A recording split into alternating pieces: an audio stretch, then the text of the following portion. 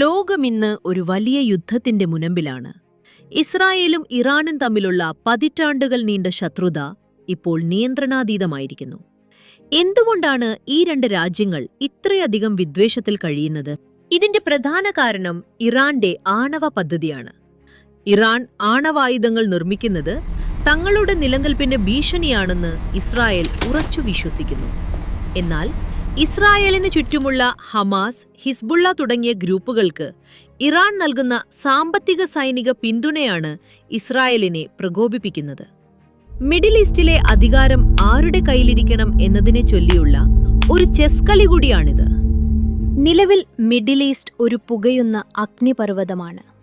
ലെബനനിലും ഗാസയിലും സംഘർഷം കൊടുമ്പിരിക്കൊള്ളുമ്പോൾ ഇറാൻ നേരിട്ട് മിസൈലാക്രമണങ്ങൾ നടത്താൻ തുടങ്ങിയത് സ്ഥിതിഗതികൾ സങ്കീർണമാണ്. ഇതിനിടയിൽ ഇറാന്റെ പല പ്രധാന സൈനിക നേതാക്കളും വധിക്കപ്പെട്ടത് തിരിച്ചടികളുടെ ആക്കം കൂട്ടിയിട്ടുണ്ട്.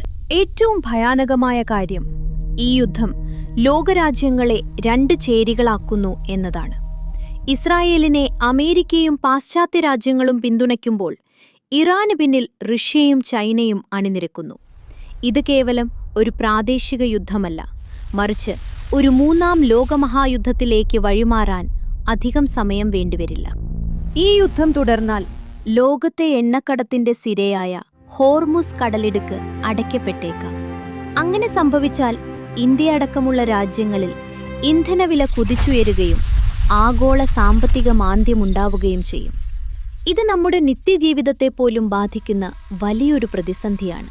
സമാധാന ചർച്ചകൾ പരാജയപ്പെട്ടാൽ ചരിത്രം ഇന്നുവരെ കണ്ടിട്ടില്ലാത്ത അത്രയും വലിയൊരു മഹാവിപത്തിലേക്കായിരിക്കും ലോകം കണ്ണു തുറക്കുന്നത്.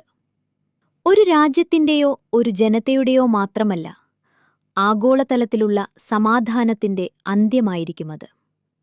വലിയൊരു ദുരന്തം ഒഴിവാകണേ എന്ന പ്രാർത്ഥനയിലാണ് ഇന്ന് ലോകം മുഴുവൻ.